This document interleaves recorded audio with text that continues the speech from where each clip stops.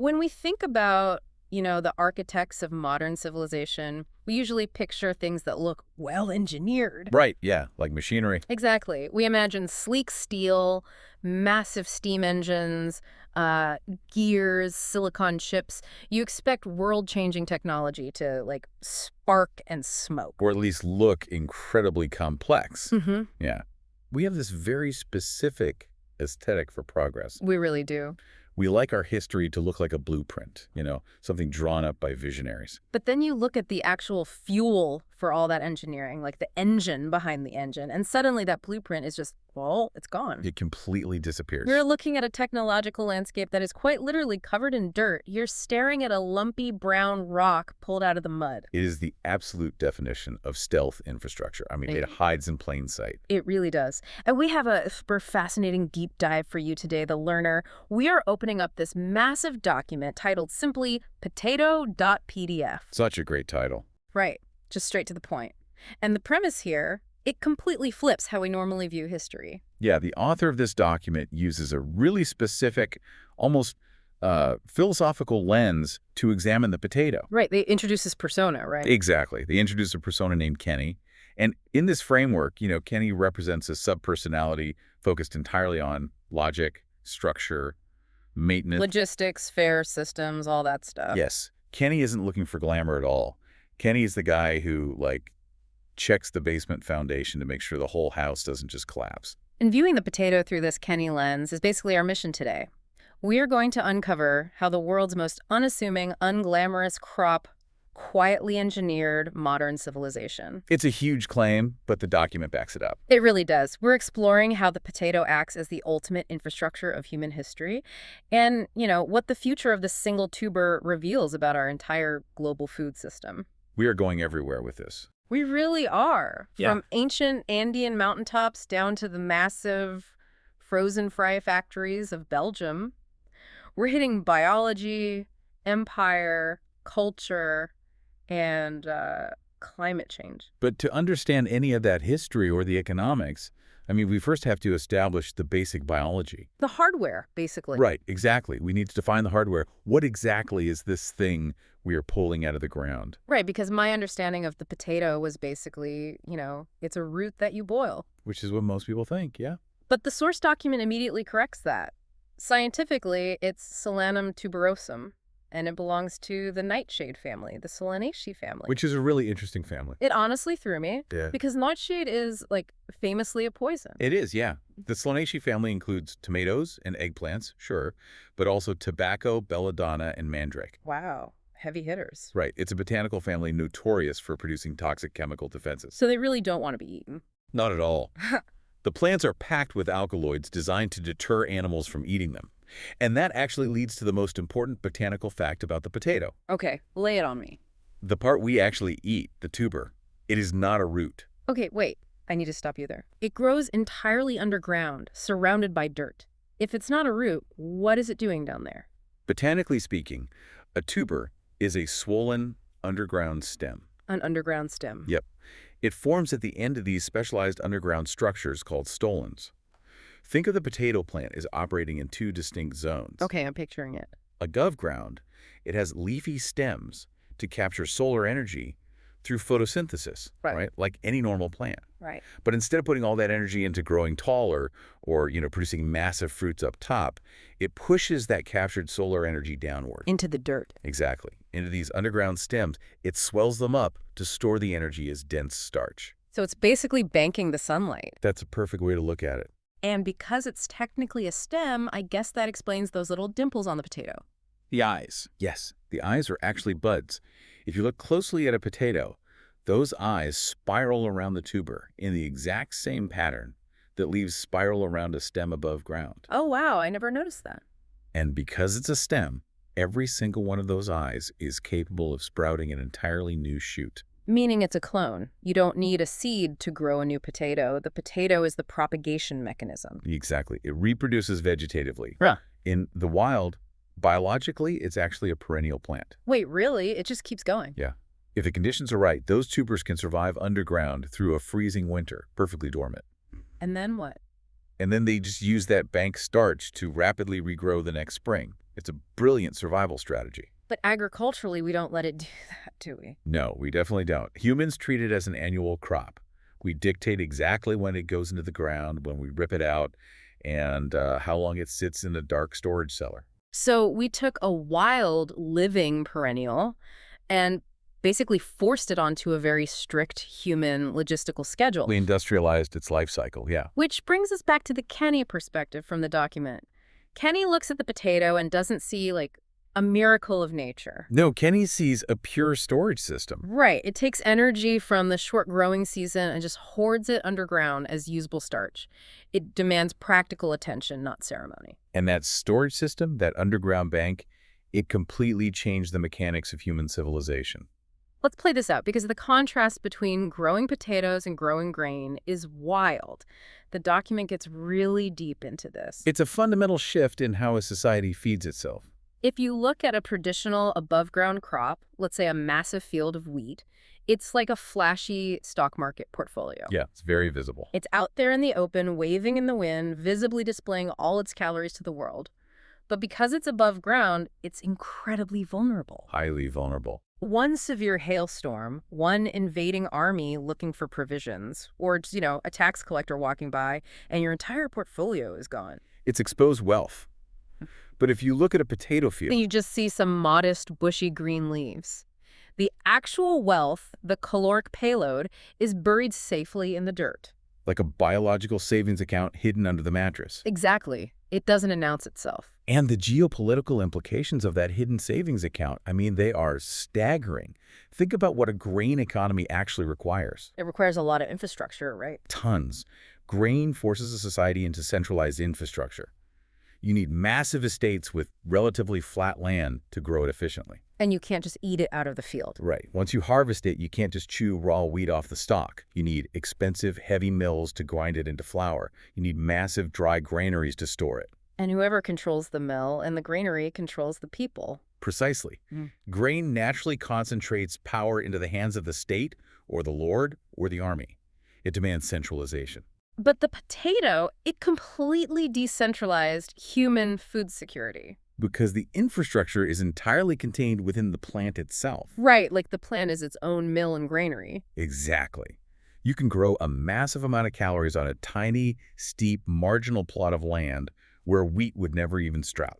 And the harvesting is totally different, too. Yeah, you don't need a centralized harvest schedule. You can harvest it gradually, just digging up what you need for dinner that day. No mill required. No mill. You don't even need an oven. You just need a pot of boiling water, or even just hot ashes in a fire. Right.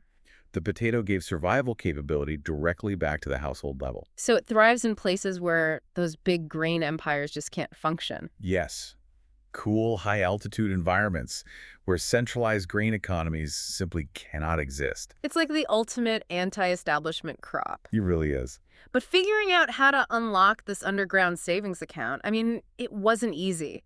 The source document takes us back to the origins, to the people who had to figure out how to farm it in some of the most unforgiving terrain on the planet. All right, we have to travel back roughly 7,000 to 10,000 years ago. That is a long time. It is. We're going to the Andean highlands of South America. Specifically, the region near Lake Titicaca, bridging modern-day Peru and Bolivia.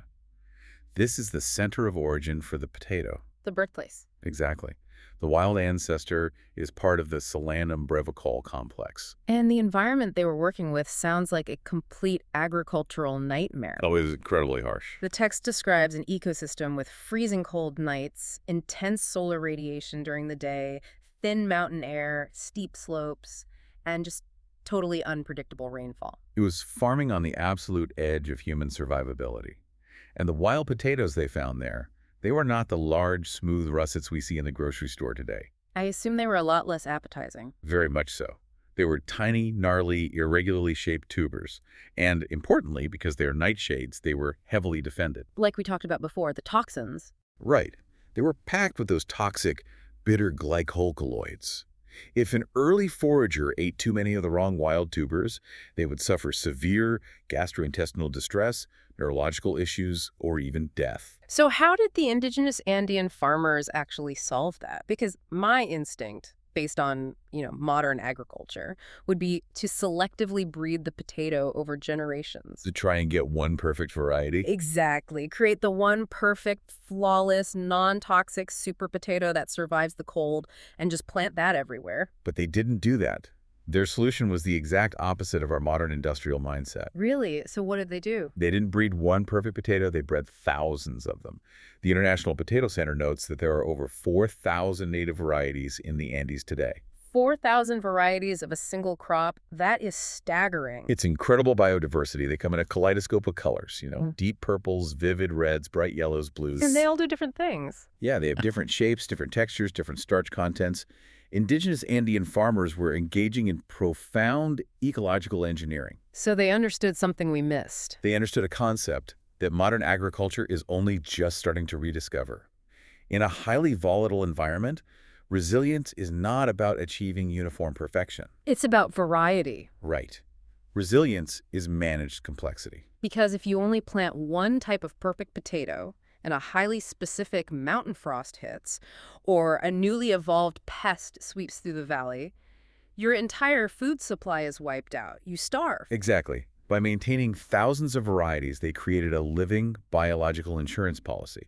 They utilized a farming technique known as vertical archipelagos. Vertical archipelagos, what does that look like? They would plant different potato varieties across different altitudes on terraced mountain slopes. So a farmer might plant a frost-resistant, slightly bitter variety up at 4,000 meters, and then a sweeter, more pest-vulnerable variety down at 3,000 meters. Yes, exactly. They spread their risk across the microclimates of the mountain. That's so smart. If the rain failed at the lower altitudes, the higher altitude crop might catch enough condensation to survive. If a hard freeze killed the mid-mountain crop, the hardy tubers at the peak would make it. They ensured that no single environmental shock could ever trigger a total system collapse. Pure Kenny logic. Built-in redundancy. Okay, but even if you successfully grow and harvest all these different potatoes, you still have a fundamental logistics problem. Potatoes are heavy, they are mostly water, and if you just leave them sitting out in a storehouse, they eventually rot. They do. They're mostly water, like you said. So how did they solve the long-term storage issue? The source document details this incredible invention called chunyo. I really need to understand how this works because it honestly sounds like ancient magic. It really is one of the most brilliant food preservation technologies in human history. Chunyo is essentially freeze-dried potato, invented thousands of years before modern industrial freeze-drying. Wait, how do you freeze-dry something without a machine? You use the extreme climate to your advantage. The Andean farmers would take specific varieties of potatoes, usually the frost-hardy, slightly bitter ones grown at the highest altitudes. Okay. And they would spread them out on the ground overnight in the freezing mountain air. The water inside the potato cells would freeze and expand, rupturing the cell walls. Okay, so they freeze them on the dirt. Then what? The next morning, the intense high-altitude sun beats down on them. The farmers would literally walk on the potatoes using their bare feet to press the water out of the ruptured cells. So they are mechanically squeezing the moisture out by stomping on them. Yes, and they would repeat this cycle for several days, freezing at night, sunbathing, and trampling during the day. That's intense labor. Very much so. Yeah. But this process completely transforms the tuber. It leaches out the bitter, toxic glycolocaloids, and it drives out almost all the moisture. Leaving what, exactly? What you're left with is a light, chalky, rock-hard product. It's like an ancient MRE, a meal ready to eat. It's a ZIP file for calories. That is the perfect way to describe it. A ZIP file for calories. You compress all the water out, store the essential data, which is the starch, and then when you actually need it, you just drop it in a pot of water to rehydrate it for a stew. Exactly. And because it has virtually no moisture, chunyo doesn't rot. It can be stored in state warehouses for years, sometimes even decades. Decades. Which changes everything. Was chunyo the foundational technology that allowed massive, complex empires like the Inca to exist in an environment that should have been too hostile to support them? Absolutely. This is where the Kenny perspective shines again. The Inca Empire didn't just survive on the potato. They used chunyo as state infrastructure. How so? The Inca built a vast network of state storehouses called colcas all along their mountain road systems, and they just packed them with chunyo. So it wasn't just individual farmers surviving year to year, it was a centralized logistics network. Yes. When you have a highly portable, nutritionally dense food source that lasts for years, You can move massive armies across mountain ranges without them starving. You can feed administrators. You can feed a vast bureaucracy. You can provide emergency famine relief to specific regions if their local crops fail. The potato, specifically in the form of tuño, was the fuel cell that powered the expansion and maintenance of the Inca state. And what's fascinating to me is how this agricultural reality fundamentally shaped their spiritual worldview. The document notes that in Andean mythology, there is a potato goddess named Axomama, Yes, Haxoma. and she is the daughter of Pachamama, the Earth Mother. It is a profound contrast to grain-based cultures.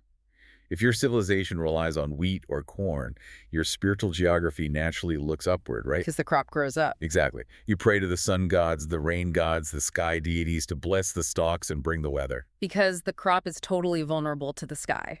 Exactly. But with the potato, the sacred geography points downward.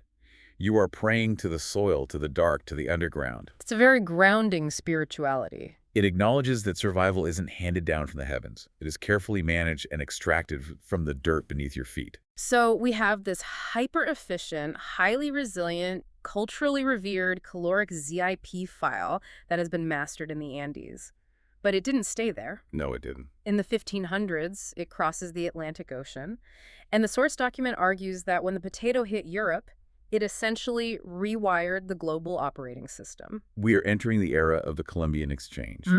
This was the massive, unprecedented biological reordering of the world that occurred after 1492. Crops, animals, diseases, people. Right, suddenly moving across the oceans, colliding with entirely new ecosystems. And when the Spanish brought the potato back to Europe, the reception was, well, let's just say not enthusiastic. It faced severe cultural resistance. And, if we look at it through the eyes of a 16th century European peasant, it actually makes total sense. Oh, absolutely. And- Think about it from their perspective. They are presented with this ugly, lumpy thing covered in dirt. It isn't mentioned anywhere in the Bible, which was highly suspicious for any new food at the time. Very suspicious. It reproduces by sprouting these creepy, alien-looking eyes in the dark. And most importantly, European botanists quickly realized it was a member of the nightshade family. They knew about belladonna and mandrake. They associated those plants with poison, witchcraft, and death. To them, the potato looked like a witch's root. There were actual rumors, right? Yeah, there were rumors that eating it caused leprosy or rampant lust. It was heavily demonized. So how does a crop that everyone is terrified of become the cornerstone of the European diet? Practical pressure. Mm-hmm. Over the next century, Europe faced repeated devastating grain failures due to war, extreme weather, and poor soil management. People were starving. And while the wheat fields were failing, The strange, ugly little tuber just stubbornly kept producing massive amounts of calories on terrible, rocky soil. it's the pragmatist's crop. You just can't argue with a full stomach. Exactly. It slowly crept into the margins of society. It started in peasant plots as an emergency backup. Then military leaders realized its logistical value. Right, back to the underground savings account. If an invading army marched through your territory, they would burn or trample your wheat fields to starve you out. But they couldn't easily destroy a potato field. The calories were safely hidden underground. Exactly. I read this incredible anecdote about Frederick the Great of Prussia trying to force his population to adopt the potato. He apparently understood its value as a famine breaker, but the peasants just refused to eat it. So he supposedly planted a massive royal potato field and stationed heavily armed guards around it. That is a classic piece of potato lore. The story goes that he ordered the guards to protect the field, but secretly instructed them not to guard it too closely. Which is just brilliant reverse psychology. It really is. The peasants see the royal guards and think, wait, if the king is guarding this crop with soldiers, it must be incredibly valuable. So they sneaked in at night, stole the potatoes, and planted them in their own gardens. Whether the legend is entirely historically accurate or slightly embellished, it perfectly illustrates the shift. The potato transitioned from an object of suspicion to an absolute necessity. State-sponsored adoption. State-sponsored adoption, military provisioning, and the sheer biological efficiency of the crop eventually won out. And the demographic results of that victory were staggering. The source document cites economists Nathan Nunn and Nancy Kinn, who conducted this massive historical analysis. They estimate that the introduction of the potato contributed to roughly 1/4 of the population growth and urbanization in the Old World between 1700 and 1900. A quarter of the growth. That is a tectonic shift in human demographics. It's hard to even wrap your head around. The potato dramatically raised the carrying capacity of marginal land. Suddenly, a tiny plot of rocky soil in northern Europe, which might have barely sustained a family of 2 on grain, could reliably feed a family of 6 on potatoes. Okay, this brings up something that I really want to dissect. The document frames this as the uncomfortable paradox of the potato. Yes, the paradox. It says that the potato fueled European empires. But to me, that feels like a bit of a stretch. Did the potato actually cause these empires to expand, or did it just passively feed them? It's a nuanced distinction. Because looking at history, it feels like taking a military vehicle that was already built, with the engine already running, and just slapping a massive high-capacity gas tank onto it. The vehicle was already heading toward global empire. The potato just provided the cheap fuel to get there faster. That is a very sharp distinction, and it hits right at the core of the document's argument. The source argues that biological efficiency can sometimes mask social exploitation. Okay, unpack that for me. The potato didn't dictate the morality or the ambitions of the European empires, but it fundamentally altered the operating conditions that allowed those empires to function. How so? Like mechanically, how did it do that? Think about the landlords. Before the potato, a landlord had to allocate a significant portion of his land to his peasant laborers just so they could grow enough grain to survive and have the energy to work his fields. Right. But once the potato was introduced, everything changed. Because the potato is so calorically dense and requires so little space, the landlord could shrink the peasant's survival plot down to a fraction of its former size. Oh, I see. If I'm the landlord, I don't need to give you 10 acres to survive anymore. I can give you 1 acre of terrible rocky land for your potatoes, and I can take back those other 9 fertile acres to grow cash crops for export. Precisely. The crop increased the peasant's survival rate, but it didn't increase their justice or their wealth. It allowed landlords and states to extract more labor and more land from them. So the biological efficiency of the tuber was basically weaponized by the system. Yes. And because more calories meant lower infant mortality in larger families, the potato fueled a massive demographic explosion. Which provided surplus labor. Exactly. Those larger families provided a massive pool of cheap surplus labor. Which fed the new factories of the Industrial Revolution in the cities, and provided an endless supply of bodies for military recruitment. Exactly. The potato didn't invent the factory or the army, but it fed the labor markets that made them possible. It reinforced the state's capacity to dominate, both domestically and abroad. Which brings us to the most tragic and severe example of what happens when a society is forced to rely entirely on that larger gas tank, while the vehicle itself is owned by an incredibly exploitative system. The document dedicates a significant section to 19th century Ireland. The era of the Great Famine. And the source makes a very pointed argument here. It states that the Irish case is often completely misunderstood in popular history. It is, yeah. We are generally taught a very simple, almost biological fable, right? The Irish foolishly relied on a single crop, the potato, and then a natural disease came along and wiped it out, leading to famine. But the document insists that is not the real story. It is a vast and frankly dangerous oversimplification. To understand the famine, you have to look at the political economy of Ireland in the decades leading up to it. The structural setup. Exactly. By the early 1800s, the rural poor in Ireland were relying almost entirely on one variety, the lumper potato, as a survival technology. But they weren't doing this because they lacked agricultural imagination. They were doing it under severe British land pressure. The penal laws and the system of absentee landlordism. Exactly. The indigenous Irish Catholic population had been systematically dispossessed of land ownership. They faced crushing poverty and total tenancy insecurity. They worked the land, but they didn't own it. So what was the good land being used for? The vast majority of the fertile agricultural land in Ireland was dedicated to growing high-value grain and raising cattle. But not to feed the Irish. No, to pay the rent. That grain and beef were exported to Britain for profit.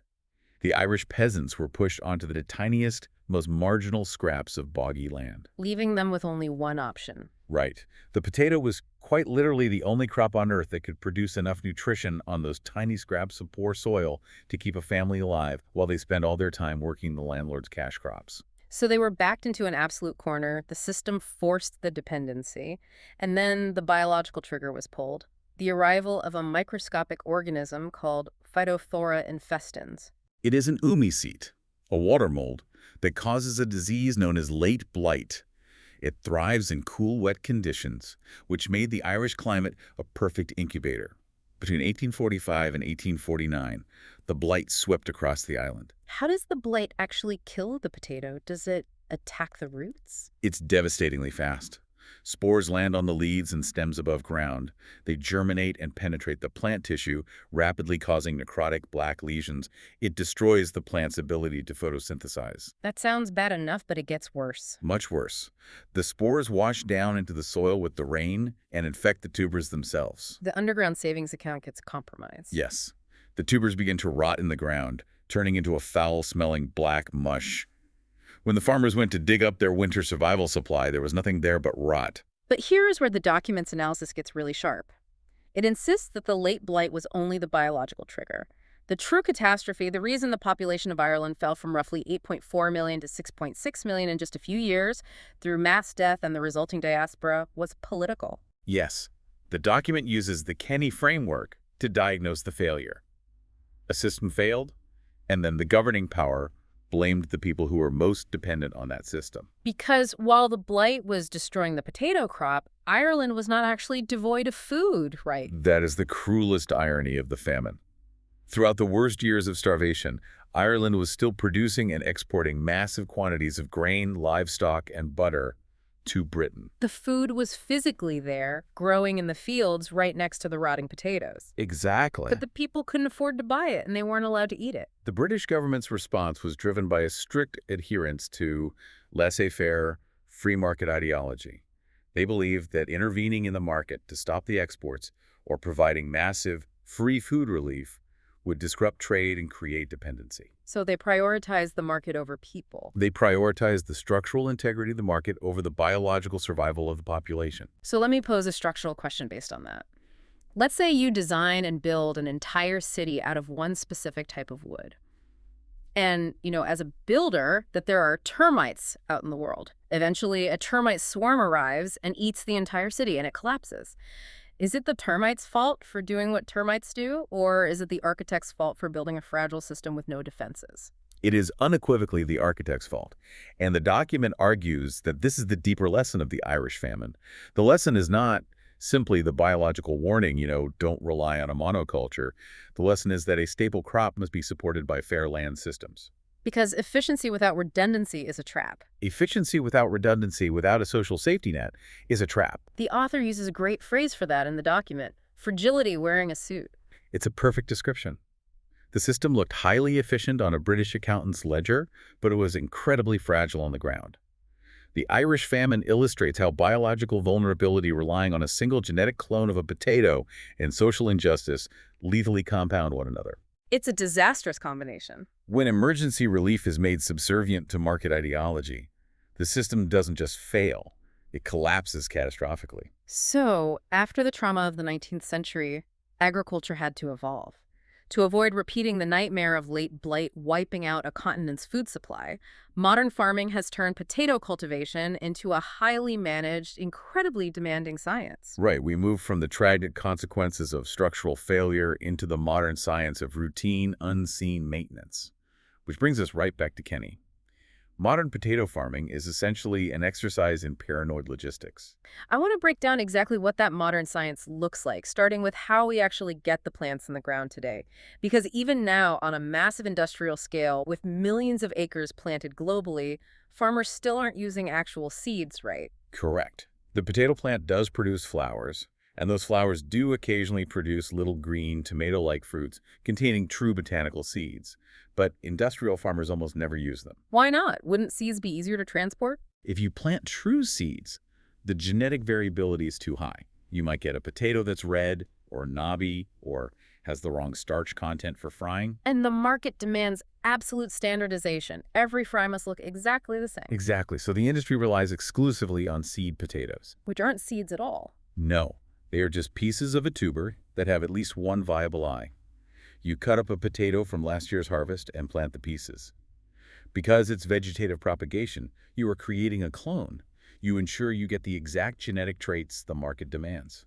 But wait, if I plant a piece of a tuber and it's a genetic clone, doesn't that mean it carries over all the exact same vulnerabilities as the parent? Like if the parent tuber contracted a virus in the field, doesn't the baby tuber inherit that virus? Does, and that is the massive biological trap of clonal propagation. Viruses, bacterial ring rot, fungal pathogens, they all accumulate in the tubers over So generations. you can't just keep replanting the same stock forever. No, if you just replant your own potatoes year after year, the crop eventually loses vigor and the yields crash due to disease load. So how does the modern industry solve that? By creating an entirely separate, highly regulated tier of agriculture known as certified seed potato production. What does that entail? There are farmers whose entire job is to grow potatoes in highly isolated regions, often at high altitudes, with harsh winters that naturally kill insect vectors like aphids. So they grow them in a sterile environment, basically. As close to sterile as nature allows, they grow these potatoes under strict government inspection, test them in laboratories for viruses, and then sell them as clean seed to the commercial farmers. It's an incredibly intensive maintenance system just to start the growing process. And once those certified seed potatoes are actually in the ground, the document says they are incredibly needy. The author calls them heavy feeders. Oh, they are. They require highly specific soil architecture. You need loose, friable soil. If the soil is too compacted or rocky, the swelling tubers will deform and become unsellable. And they need specific pH levels, right? Yeah, they also need a specific soil pH, usually around 5.0 to 6.0, which is slightly acidic, partly to suppress certain soil-borne diseases like common scab. And the water demands are intense. The text says they require the soil to maintain 60 to 80% of its available water capacity. Potatoes have surprisingly shallow root systems relative to the size of the plant. They are extremely sensitive to water stress. What happens if they get stressed? If there's a brief drought, tuber growth stops. When it rains again, growth restarts, but it happens unevenly, resulting in knobby, cracked, or hollow potatoes. But on the flip side, you can't just flood them either. No, if you overwater or if the soil gets waterlogged after a heavy rain, the oxygen in the soil is depleted. And remember, the tuber is a living stem. It needs to breathe. If it's suffocated in mud, it literally rots in the ground before you can even harvest it. So the farmer is constantly walking this tightrope between dehydration and suffocation. But the part of the process that really blew my mind was what happens after the harvest. The storage. Yes. Because, again, contrasting it with a grain, when you harvest wheat or corn, you dry it out, you put it in a massive metal silo, and it's basically inert. It's a rock. You can ignore it for months.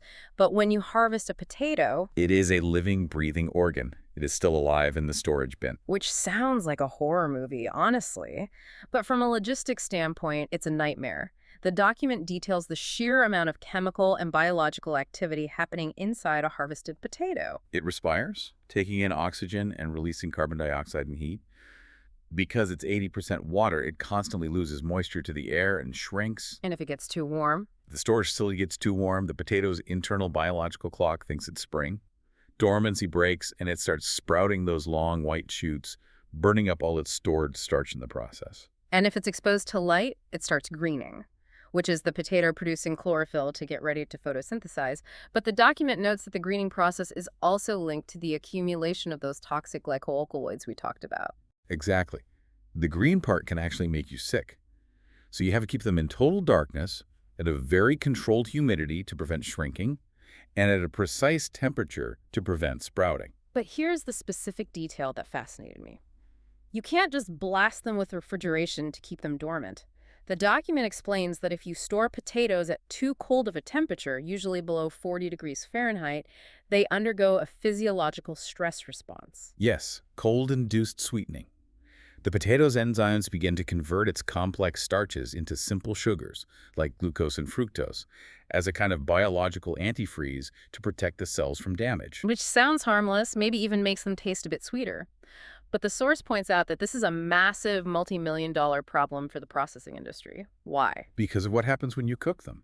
If a potato has accumulated too much simple sugar in cold storage, and you slice it up and drop it into a deep fryer at 350 degrees, those simple sugars react with the amino acids in the potato. They caramelize and burn rapidly. So you get dark, bitter, burnt-looking French fries. And fast food companies will absolutely reject a contract if the fries don't hit the exact golden yellow color spec. Right. So a modern industrial potato storage facility is not just a dark warehouse. It is a highly calibrated, multi-million dollar environment. It's like a hospital ICU. Mhm. You aren't just stacking rocks, you are constantly monitoring the respiration rates, the temperature, the humidity levels, and the internal blood sugar chemistry of millions of living patients. That is a phenomenal way to visualize it. You are managing a living inventory. And this perfectly highlights the dishwasher principle from the Kenny persona in our source document. Unseen maintenance. Exactly. Civilization runs on unseen maintenance. The dramatic moment of the harvest is not the end of the job. It is just the beginning of inventory management. You have to constantly circulate air, apply sprout-inhibiting chemicals, and check the bins for wet spots. Because if you miss a wet spot, If one potato in the middle of a massive pile gets a fungal infection and begins to rot, the heat and moisture from that rot will spread to the surrounding tubers. it creates a chain reaction. A single rotting potato can turn an entire multi-ton storage bin into a foul, liquefied mess in a matter of weeks. And keep in mind, the farmers are still fighting the historical enemies. The document notes that light blight, the exact same disease that caused the Irish Famine, still causes billions of dollars in losses globally today.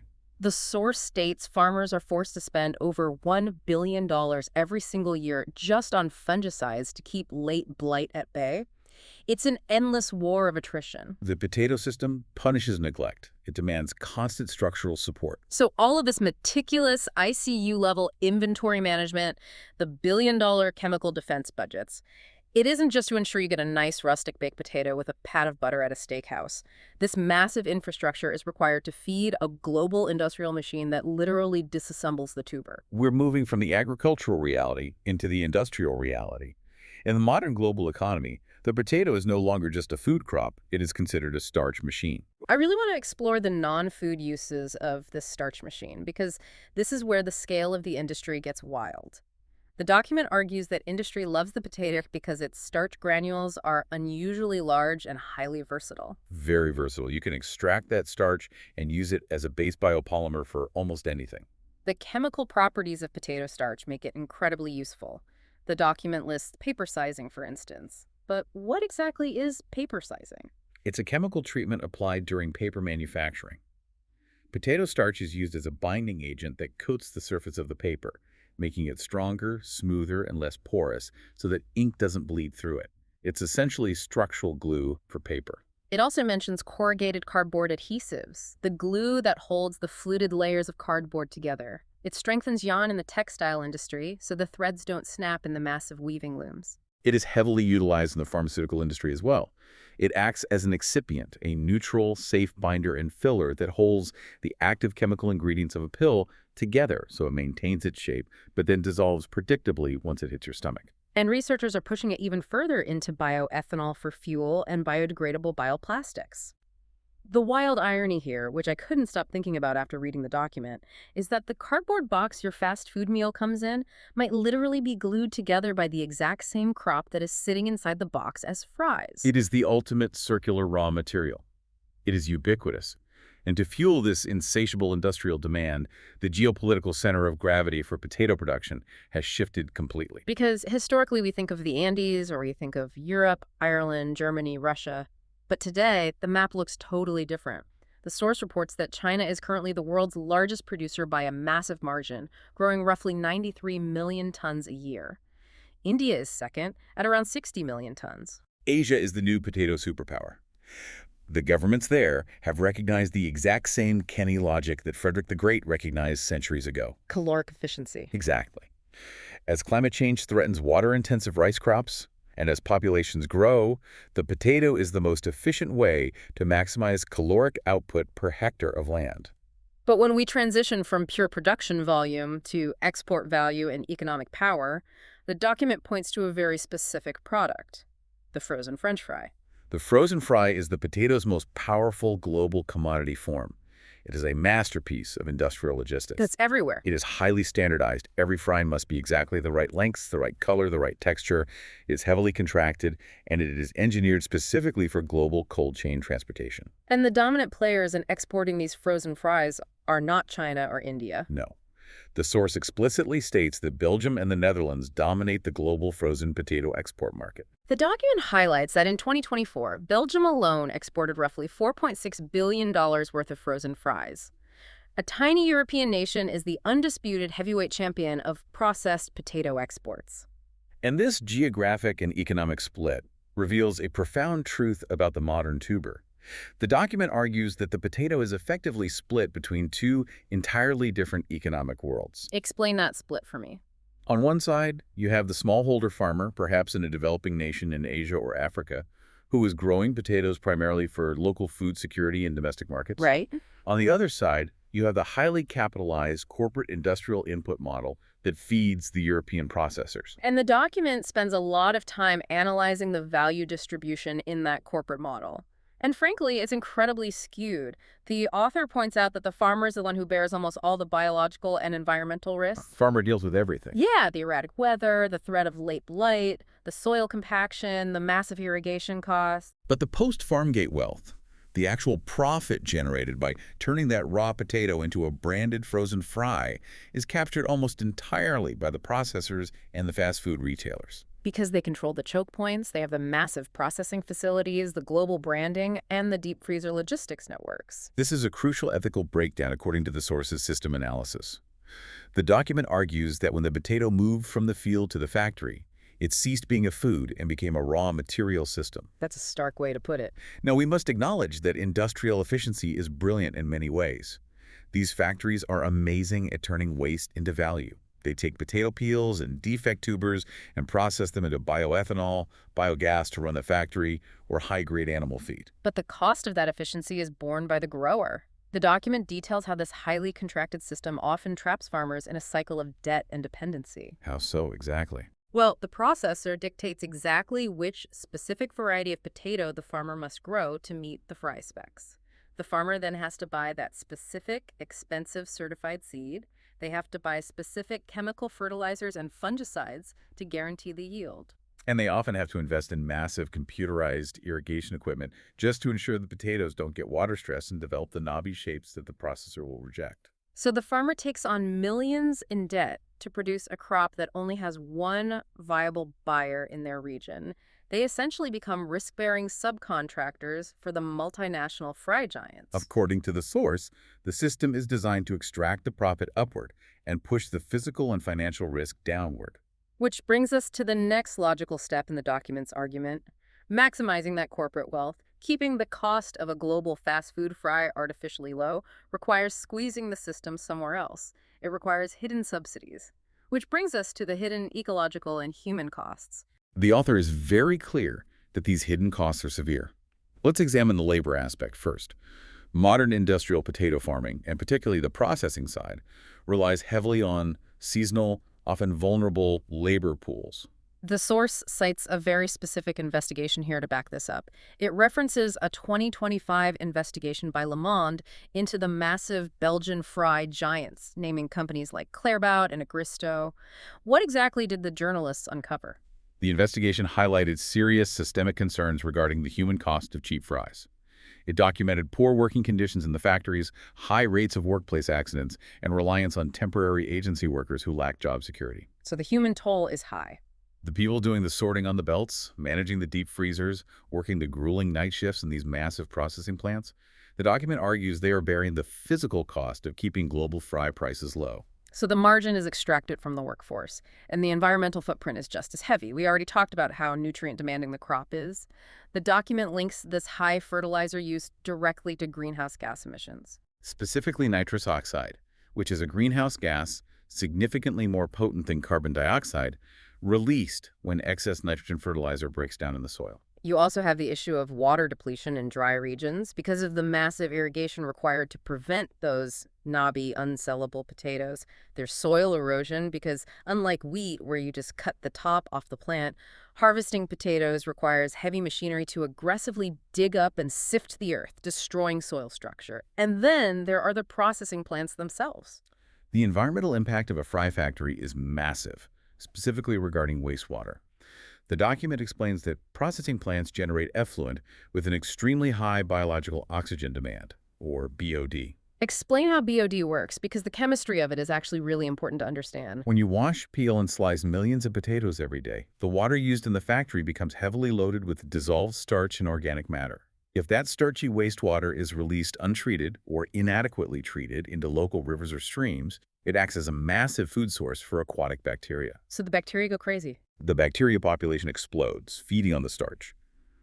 But as they consume the starch, they also consume all the dissolved oxygen in the water. So they literally suffocate the river. Yes, the oxygen levels plummet, killing off the fish and the native aquatic life. The Le Monde investigation cited in the source also highlighted severe pollution incidents related to these factories. And finally, the document addresses the public health cost.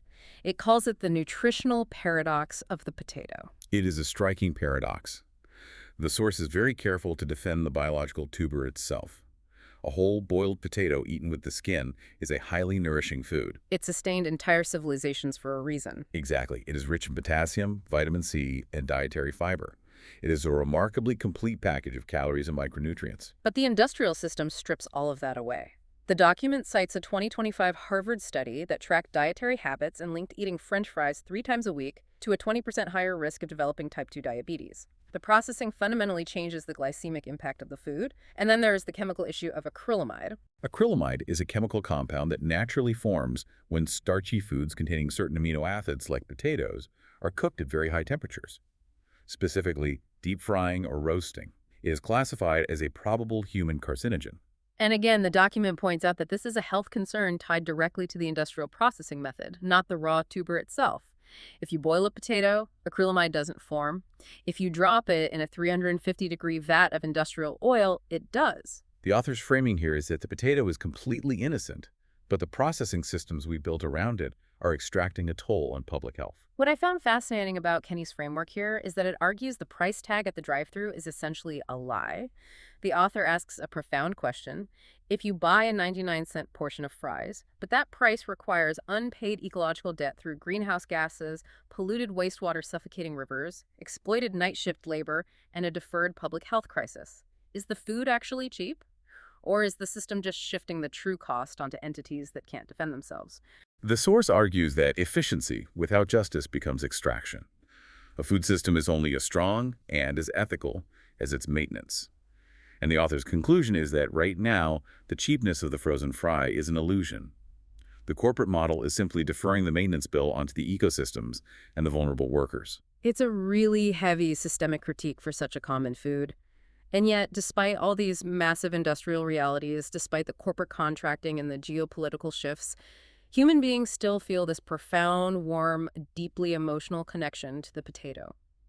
The document dedicates a whole section to the cultural soul of the tuber. Why do we love it so much? Because, the author argues, the potato is the ultimate food of the working class. It possesses an inherent, unpretentious dignity. To illustrate this, the source points to Vincent van Gogh's famous 1885 painting, The Potato Eaters. Describe the painting and how the document interprets it.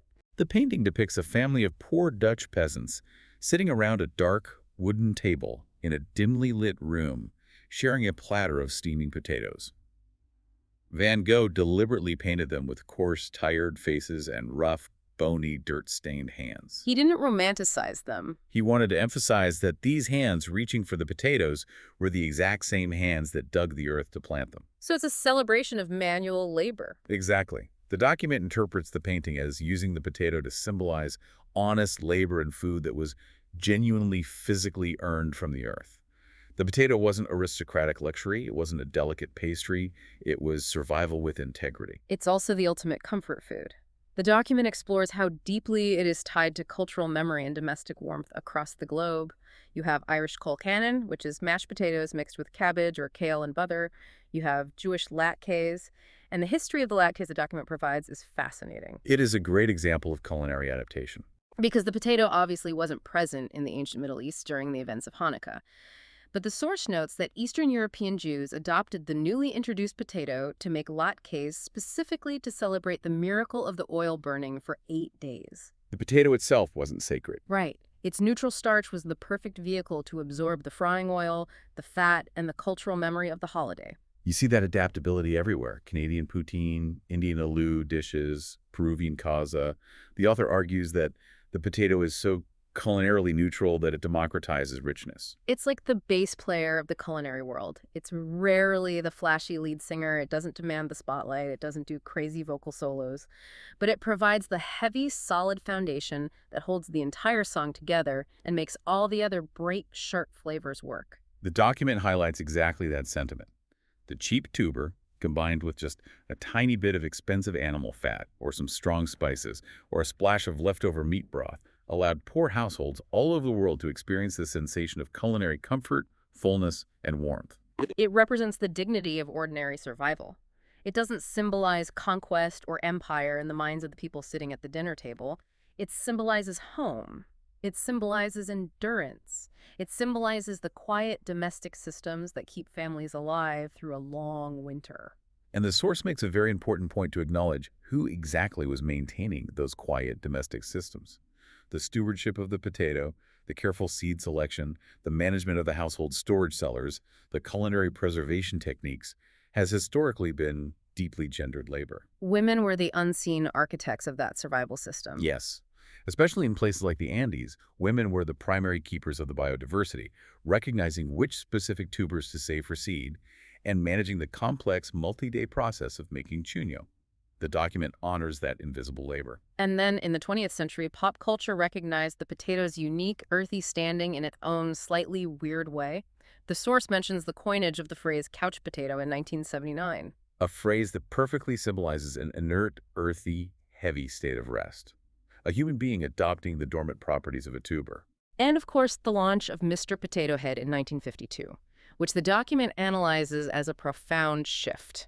We literally transformed a staple food crop into a customizable branded toy for childhood identity play. It just proves how completely embedded the potato is in our psychological landscape. It is the most approachable food on earth. But our dependable bass player is currently sweating under the stage lights. The document's final section pivots to the future, and it outlines a looming crisis.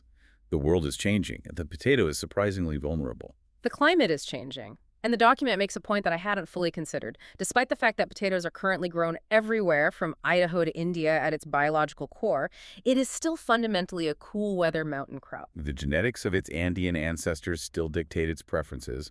It does not like the heat. The text is very clear. Heat stress is a massive biological vulnerability. How exactly does heat damage the crop? When temperatures rise, particularly nighttime temperatures, the potato plant's internal physiology shifts. Instead of pushing energy down into the stolons to swell the tubers, the plant panics and keeps the energy above ground, trying to grow more foliage to survive the heat. So it stops making potatoes. It struggles to initiate tuber formation at all, and the tubers it does manage to produce are significantly smaller and often deformed. The source cites a 2024 Reuters report detailing experiments by Chinese agricultural scientists. They simulated future climate warming conditions in greenhouses. The results were alarming. They saw sharply reduced yields and significantly smaller tubers. Given that China is now the world's largest producer and relies heavily on the crop for domestic food security, the document frames this as a major global threat.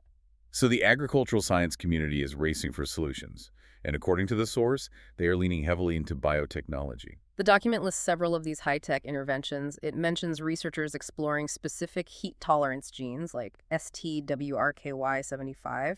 How does a gene like that actually help? Without getting bogged down in extreme genetic jargon, genes like STWRKY75 act as transcription factors. They are essentially master switches that regulate the plant's stress response. By manipulating or overexpressing these specific genes, scientists are trying to artificially reprogram the potato so it doesn't panic during a heat wave, forcing it to continue pushing starch into the tubers, even when the air temperature tells it to stop. The document also mentions transgenic breeding to fight our old enemy, late blight. Scientists are taking genetic material from a wild, inedible relative of the potato, Solanum americanum, which possesses natural resistance to the water mold, and inserting those specific resistance genes directly into commercial, edible potatoes. They're trying to build a blight-proof tuber without losing the exact fry color and shape characteristics demanded by the fast food industry. But the technology extends beyond just the genetics. The source outlines new diagnostic tools, like a smartphone-integrated CRISPR-Cas12a detection system. Now, I know CRISPR is usually associated with gene editing, so how does it work as a diagnostic tool on a smartphone? It's an incredible piece of field technology.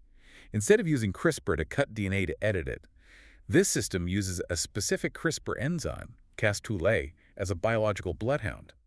A farmer takes a leaf from a potato plant that looks completely healthy, crushes it up, and applies a chemical solution containing the Cas2a enzyme program to recognize the specific DNA sequence of the late blight pathogen. So it's looking for the invisible presence of the disease before the black spots appear. Exactly. If the enzyme finds the blight DNA, it triggers a chemical reaction that creates a fluorescent glow. The farmer then uses an attachment on their smartphone camera to read that fluorescence. It gives them an instant, highly accurate diagnosis right in the field, allowing them to apply fungicide surgically before an outbreak decimates the whole crop. The document also highlights advances in how seed potatoes are produced, specifically aeroponic minituber production. How do you grow a potato in the air? It's a method to produce perfectly clean, disease-free clones. Instead of planting the initial seed potatoes in dirt, where they might pick up soil-borne viruses or nematodes, they suspend the roots of the plant in a dark, enclosed chamber. They periodically mist the dangling roots with a precise, nutrient-rich fog. So the tubers form in midair inside the chamber. Yes, they are incredibly small minitubers, but they are 100% pathogen-free. Those clean minitubers are then sold to the certified seed farmers to start the multiplication process. It sounds like pure sci-fi. But reading through all these incredible technological solutions in the document, I found myself questioning the overall strategy. The author of the source document seems to hold a strong skepticism toward this pure techno-optimism. The argument presented is, are we just building a better suit of armor with these genetically modified, aeroponically grown potatoes instead of actually fixing the battlefield? That is the defining tension outlined in the document's conclusion. The author argues that we are armoring the potato, but we are still planting it in degraded, compacted soil inside fragile, genetically uniform monocultures while relying on massive chemical inputs. The text asks a fundamental question. Will global agriculture double down on high-tech corporate monocultures, substituting natural resilience with patented corporate genetic control? Or will we lean into an agroecological revival? And the document advocates strongly for the latter. It suggests that true resilience means looking backward to move forward. What does that agroecological revival actually look like in practice, according to the source? It means valuing indigenous seed sovereignty and protecting the remaining biodiversity of the Andes rather than just mining it for single genes.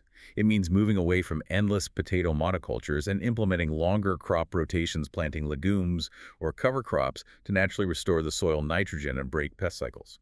It means treating the dirt as a complex, living ecosystem rather than just an inert medium for holding synthetic fertilizer. The document concludes that technology is necessary, but it must be disciplined by ecological humility. We need a layered defense, bringing back the biodiversity wisdom of traditional Andean farmers and combining it thoughtfully and ethically with responsible modern science. It's a call to integrate the two approaches. Okay, let's pull all of this together and synthesize the journey this document took us on. We started with the Kenny perspective, viewing the potato not as a vegetable, but as civilization's ultimate biological infrastructure. And the history absolutely proves that thesis. The potato is the dishwasher, the backup generator, the hidden logistics office of human history. From the freeze-dried chuño fueling the Incan road networks, to the demographic explosion that fed the European Industrial Revolution, to the massive multi-billion-dollar frozen fry factories of Belgium, the potato proved that survival requires structure. But as the document's analysis of the Irish Famine and the modern corporate processing industry illustrates, structure must serve people. Efficiency without resilience is fragile, and efficiency without justice is merely extraction. A food system is only as strong as its unseen maintenance, only as ethical as its labor consequences, and only as resilient as the biological diversity it chooses to protect. The author's ultimate framework demands that we look at the whole system, not just the final product. So, the next time you sit down and eat a French fry, or grab a handful of potato chips, or serve a spoonful of holiday mashed potatoes, pause for just a second. Ask yourself, what invisible systems of ancient history, genetic engineering, ecological maintenance, and human labor are you actually tasting? And as we close out this deep dive into how this stealthy infrastructure built our modern world, I'll leave you with one final thought from the document's premise. If a single, humble, toxic tuber from the high Andes could be engineered by indigenous farmers to fundamentally rewire global population, empires, and industry over the last 500 years, What overlooked piece of ordinary infrastructure sitting around us right now is secretly designing the next 500 years of human history?